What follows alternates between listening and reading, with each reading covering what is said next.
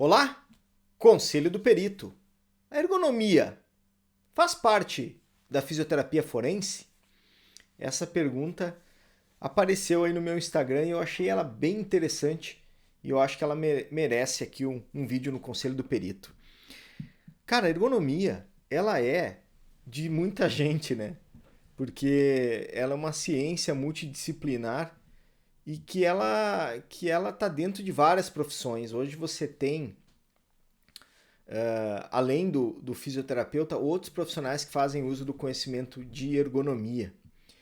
Ela fica mais em evidência com a fisioterapia do trabalho, porque acho que a grande maioria dos ergonomistas são fisioterapeutas, não especialistas titulados fisioterapeutas do trabalho, mas a grande maioria.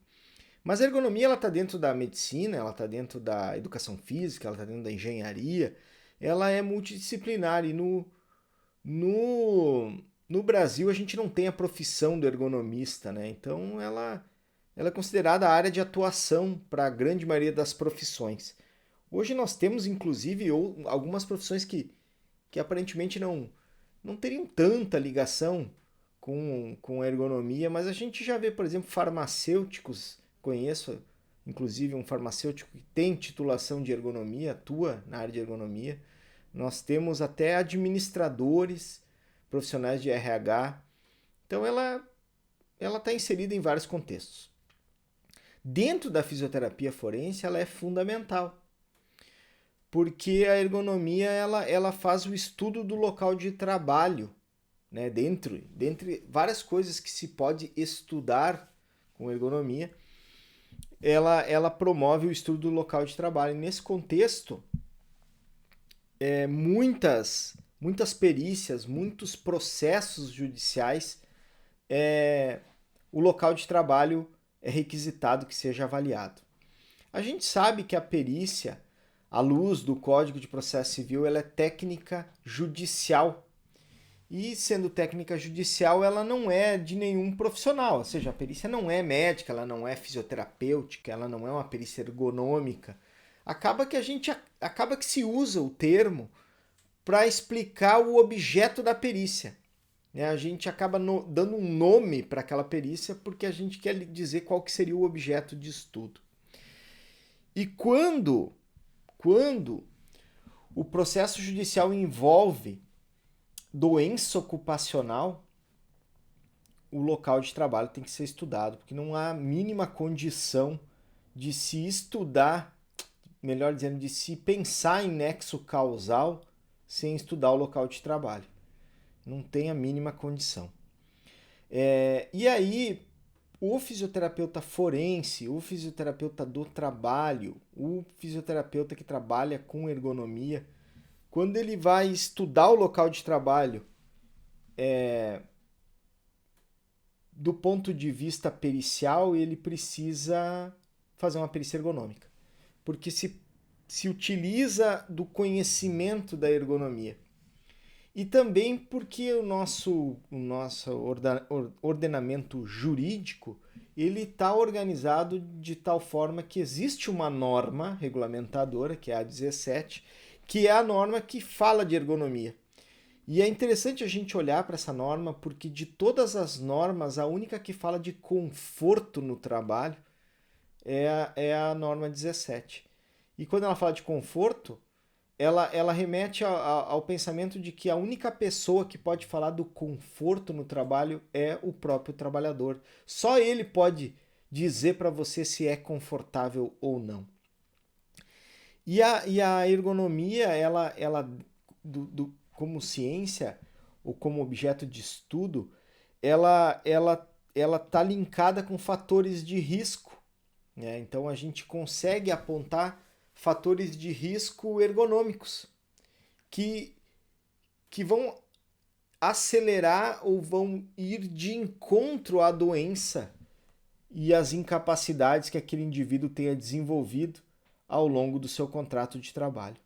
Então, os fatores de risco ergonômico eles são fundamentais para que você possa saber se aquele indivíduo adoeceu ou não e se a causa daquele adoecimento e das suas respectivas incapacidades tem relação com o trabalho. Então a ergonomia está dentro da fisioterapia forense sempre que o local de trabalho precisa ser estudado.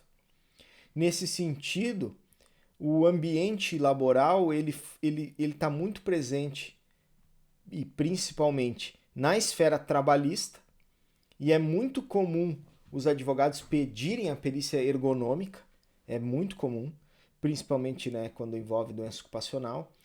E nós vemos a ergonomia na perícia previdenciária não analisando o local de trabalho, mas como um argumento para sustentar a tese de que aquele indivíduo, aquele periciado não consegue trabalhar mais. Quando notadamente um cargo possui fatores de risco ergonômico, eles são invocados quando se está estudando ali a questão previdenciária. Por exemplo, vamos supor que nós temos um trabalhador que é auxiliar de carga e descarga, e ele ingressa no INSS pedir um auxílio acidente, ou uma aposentadoria por invalidez, ou um auxílio doença, por algum problema de coluna, principalmente a coluna lombar. E a gente sabe que o trabalhador de carga e descarga, ele, dependendo o tipo de transporte da empresa, ele faz levantamento de peso. Então ele levanta lá caixas, rolos, produtos, enfim. E aí o levantamento e o transporte de carga é um fator de risco de adoecimento para a coluna lombar. Então isso é invocado dentro do processo. Olha, ele não tem mais condições de trabalhar, por quê? Porque a profissão dele exige levantamento e transporte de carga, exige movimentos de puxar e empurrar, exige postura inadequada ou postura de flexão de tronco. E aí você vai fazendo esses links aí entre o local de trabalho e o adoecimento da pessoa. Então a ergonomia ela é fundamental para o profissional fisioterapeuta que vai atuar com perícia. Ele, de maneira inegável, vai ter que estudar isso. Ele vai ter que buscar esse conhecimento. Por isso que os meus alunos, eu sempre encorajo eles, os alunos do Começando do Zero, na perícia, a gente tem módulo de perícia ergonômica, a gente tem módulo de ferramenta ergonômica, a gente tem módulo de estudo de tarefa real e prescrita, para começar, né, nesse mundo aí da perícia, mas a gente vai ter que avançar, né? E muitos profissionais, eles acabam começando na perícia e indo em direção à fisioterapia do trabalho, porque o mercado vai empurrando essa pessoa em direção ao corporativo. Às vezes ele começa fazendo uma assistência técnica e a empresa pede para que ele faça uma análise ergonômica, já que ela foi processada lá e eles não têm, a grande maioria das empresas não tem análise ergonômica. Então, eu enxergo sim que a ergonomia ela está muito forte dentro da fisioterapia forense, principalmente na trabalhista e ainda com os respingos aí na parte previdenciária. Fechou? Se tu gostou do nosso vídeo, do meu vídeo, dá um joinha, te inscreve no canal, curte, compartilhe, salva, comenta a tua experiência, te inscreve no canal. Se você estiver assistindo aí no Instagram, você também curte, comenta e salva esse vídeo. Se você estiver ouvindo o podcast, printa e me marca, que é muito legal saber que vocês estão gostando do conteúdo. Valeu! Fui!